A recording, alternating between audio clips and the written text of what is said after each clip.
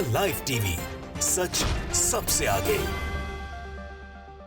नमस्कार, आप देख रहे हैं द लाइव टीवी और मैं हूं आपके साथ मुनमुन रहमान। महाराष्ट्र में सियासी उलटफेर हुआ। महाराष्ट्र में एनसीपी पार्टी से विद्रोह करके अजीत पवार एनडीए में शामिल हो गए, अपने साथ और 8 विधायकों को भी ले गए। अब इसके बाद यह कहा जाने लगा कि बीजेपी को आम चुनाव से पहले, लोकसभा चुनाव से पहले एक बड़ी राहत मिली है, लेकिन वाकई ये बीजेपी के लिए राहत की सांस है। न्यूज़ 24 ने यहाँ पर एक पोल किया है। इस पूरे सियासी उलटफेर, पूरे सियासी ड्रामे के बाद न्यूज़ 24 ने एक पोल किया लोकसभा चुनाव को लेकर, जिसमें न्यूज़ 24 ने पूछा कि अब महाराष्ट्र में लोकसभा चुनाव कौन जीतेगा। यहाँ पर न्यूज़ 24 ने 3 ऑप्शन दिए। पहला तो बीजेपी, शिवसेना, एकनाथ शिंदे वाली शिवसेना और अजीत पवार वाली एनसीपी, इन तीनों का गठबंधन। दूसरा यहाँ पर ऑप्शन था कांग्रेस, एनसीपी, शरद पवार वाली एनसीपी और उद्धव ठाकरे वाली शिवसेना, इन तीनों का गठबंधन है। और तीसरा कड़ा मुकाबला होगा, इस तरह का ऑप्शन न्यूज़ 24 ने अपने पोल में दिया। अब जो परिणाम सामने आ रहे हैं उससे बीजेपी की बेचैनी बढ़ सकती है, क्योंकि बीजेपी को यहाँ पर अजीत पवार को एनडीए में शामिल करके ये लग रहा होगा कि हमने कोई बड़ा तीर जो है वो मान दिया है। लेकिन यहाँ पर सारे जो बीजेपी के जो दावे हैं या बीजेपी के जो सपने हैं उन पर पानी फिर गया है। न्यूज़ 24 का पोल आप अपनी स्क्रीन पर देख रहे हैं। यहाँ पर उन्होंने पूछा है कि महाराष्ट्र में अब कौन जीतेगा लोकसभा चुनाव। 3 यहाँ पर ऑप्शन दे रखे हैं। पहला ऑप्शन है बीजेपी, शिवसेना, एकनाथ शिंदे वाली शिवसेना, एनसीपी, अजीत पवार वाली एनसीपी।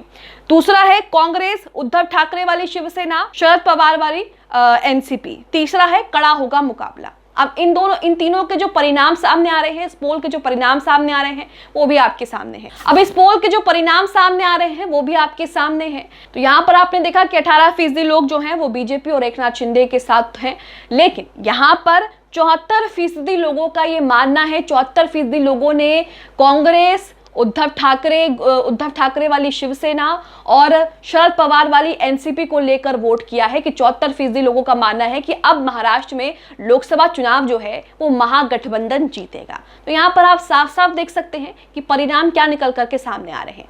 बीजेपी ने सोचा होगा कि लोकसभा चुनाव से पहले बीजेपी ने एक बड़ा तीर मान लिया है, अजीत पवार को अपने साथ शामिल करके एनसीपी को कमजोर कर दिया है। शिवसेना में पहले ही तोड़फोड़ कर दी, अब एनसीपी में भी कर दी, और उसका फायदा बीजेपी को लोकसभा में मिलेगा, क्योंकि बीजेपी इससे बड़ी पार्टी और मजबूत पार्टी बनकर के उभरेगी।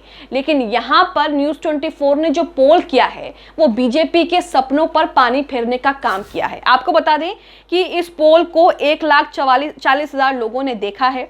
इस पोल में जिन लोगों ने वोट किया है उनकी संख्या 39,362 है, यानी कि 39,362 लोगों ने वोट किया है, जिनमें से 74% लोगों का ये कहना है कि महाराष्ट्र में इस बार लोकसभा का जो चुनाव है वो कांग्रेस और शिवसेना वाली उद्धव ठाकरे और शरद पवार वाली एनसीपी, इन सभी का गठबंधन जो है लोकसभा चुनाव जीतेगा। तो आप यहाँ पर साफ साफ देख सकते हैं कि लोकसभा चुनाव में ज्यादा वक्त नहीं रह गया है। इसे लेकर सर्वे भी सामने आ रहे हैं, पोल्स भी हो रहे हैं, और उन पोल्स के जो परिणाम आ रहे हैं वो भी आपके सामने हैं। वहीं आपको बता दें कि लोकसभा चुनाव को लेकर एकनाथ शिंदे का भी एक बयान सामने आया है। एकनाथ शिंदे यहाँ पर यह कह रहे हैं कि विपक्ष को 4 से 5 सीटें मिलना भी मुश्किल है। लेकिन जो न्यूज़ 24 के पोल सामने आ रहे हैं, जिसमें 74% लोगों का मानना है कि विपक्ष की ही लोकसभा चुनाव में जीत होगी, महागठबंधन ही लोकसभा चुनाव में जीत हासिल करेगा, वो एकनाथ शिंदे के दावों की पोल खोल रहे हैं। उनके इस बयान को लेकर भी जो है साफ साफ बता रहे हैं। न्यूज़ 24 का ट्वीट आप अपनी स्क्रीन पर देख रहे हैं, जिसमें लिखा है, महाराष्ट्र सीएम एकनाथ शिंदे ने विपक्ष पर बोला हमला और कहा कि लोकसभा चुनाव में विपक्ष को सिर्फ 4 से 5 सीटें ही मिलेंगी, वो भी मिलना मुश्किल है। एकनाथ शिंदे मुख्यमंत्री हैं महाराष्ट्र के, इन्होंने ये कहा है। तो यहाँ पर आप देख सकते हैं कि बीजेपी बहुत ही निश्चित होकर बैठी है, क्योंकि बीजेपी ने शिवसेना में तोड़फोड़ करके एकनाथ शिंदे को अपने पास ले लिया। उसके बाद एनसीपी में सेंधमारी करके अजीत पवार को अपने पाले में ले लिया। इससे बीजेपी की पार्टी, कोई शक नहीं है कि बीजेपी की पार्टी महाराष्ट्र में और भी मजबूत हो जाएगी, क्योंकि जब विधायक जो हैं तमाम पार्टियों के बीजेपी से जुड़ने लगेंगे तो एनडीए जो है वो मजबूत हो जाएगा। लेकिन यहाँ पर जो रुझान आ रहे हैं सामने वो साफ करते हैं कि महाराष्ट्र में लोकसभा चुनाव जो है वो कौन जीतेगा और किसकी तरफ लोगों का समर्थन ज्यादा है, लोगों का झुकाव ज्यादा है। इसी के साथ आपको बता दें कि अजीत पवार और 8 विधायकों को अयोग्य घोषित करने की मांग उठ रही है। उनके खिलाफ जो है याचिका दी गई है। एनसीपी ने स्पीकर को पत्र भी लिखा है और दल बदल कानून के तहत कार्रवाई करने की मांग भी की है। वहीं सुप्रिया सुले का भी बयान सामने आया है। अजीत पवार के एनडीए में शामिल होने पर सुप्रिया सुले ने कहा है कि एनसीपी के अंदर कभी भी नफरत या कोई गलतफहमी नहीं थी। अजीत पवार के विचार अलग थे और हमारे अलग हैं।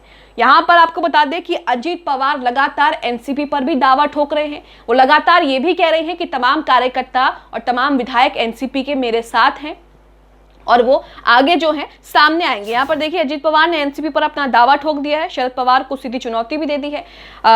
यहाँ पर अजीत पवार का कहना है कि पार्टी के सिंबल पर वो चुनाव लड़ेंगे। अजीत पवार यहाँ पर ये भी कह रहे हैं कि एनसीपी के सांसद से लेकर कार्यकर्ता तक हमारे साथ हैं। महाराष्ट्र में सरकार में शामिल होने पर डिप्टी सीएम का ये बयान आया। डिप्टी सीएम अजीत पवार ने कहा कि पूरे विधायक हमारे साथ हैं, एनसीपी के सांसद से लेकर कार्यकर्ता तक हमारे साथ हैं। खबरों की माने तो खबरों में यह भी कहा जा रहा है कि अजीत पवार जो कि अब एनडीए में शामिल हो चुके हैं, महाराष्ट्र के डिप्टी सीएम बन चुके हैं, वो ये भी दावा कर रहे हैं कि 40 विधायक उनके साथ हैं एनसीपी के और वो आगे जो है वो सामने आएंगे, पार्टी में शामिल होंगे। अगर वाकई ऐसा होता है तो आप समझ सकते हैं कि एनडीए जो है वो मजबूत पार्टी के तौर पर उभरेगी और इसी के साथ एनडीए की जो संख्या है वो 185 हो जाएगी। देखिए आपके सामने खबर है, इस खबर में आप समझ सकते हैं, इसमें लिखा है कि भाजपा के पास अपने जो पहले विधायक है वो 105 है, उनकी संख्या 105 है। बाद में एकनाथ शिंदे के साथ 40 विधायक आ गए और इसकी संख्या 145 पहुंच गई और बहुमत का आंकड़ा जो है वो महाराष्ट्र में पार कर लिया। अब अजीत के दावे के मुताबिक 40 विधायक अगर उनके साथ एनडीए का दामन थामते हैं तो ये संख्या 185 हो जाएगी। तो आप देख रहे हैं कि किस तरीके से चुनावी समीकरण जो है वो बदल सकता है। अजीत पवार जो है यहाँ पर कह रहे हैं कि 40 विधायक हमारे साथ हैं, 40 विधायक मेरे संपर्क में हैं जो मेरा साथ देंगे और मेरे साथ एनडीए में शामिल हो जाएंगे। ऐसा होता है तो बीजेपी जो है उसकी संख्या मजबूत हो जाएगी और यहाँ पर 185 विधायकों की संख्या बीजेपी के पास हो जाएगी। तो आप समझ सकते हैं कि महाराष्ट्र में अभी और भी सियासी ड्रामा देखना बाकी है। महाराष्ट्र में लगातार सियासी खींचतान जारी है। पहले शिवसेना में लोटस ऑपरेशन जो है वो किया गया और उसके बाद एकनाथ शिंदे को अपनी तरफ ले लिया गया, जिसके बाद एकनाथ शिंदे ने कई विधायकों को तोड़ करके बीजेपी के साथ सरकार बना ली और मुख्यमंत्री बन गए।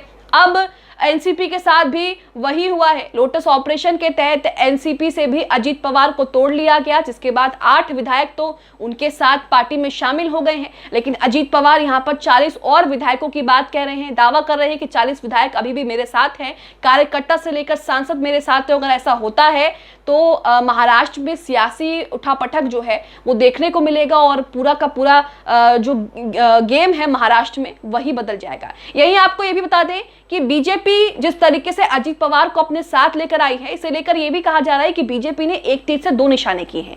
यानी कि अजीत पवार नाम के तीर से बीजेपी ने 2 निशाने किए हैं। पहला तो यह है एकनाथ शिंदे की नकेल कसती। एकनाथ शिंदे और बीजेपी के बीच लगातार मतभेद की खबरें सामने आ रही थी, खासकर कि लोकसभा चुनाव को लेकर कहें तो लोकसभा चुनाव को लेकर दोनों पार्टियों के बीच मतभेद सामने आ रहे थे। दोनों पार्टियों के नेता जो है एक दूसरे को लेकर बयानबाजी कर रहे थे। तो यहाँ पर कहा जा रहा है कि अजीत पवार के आने से शिंदे जो है वो थोड़े टाइट हो जाएंगे।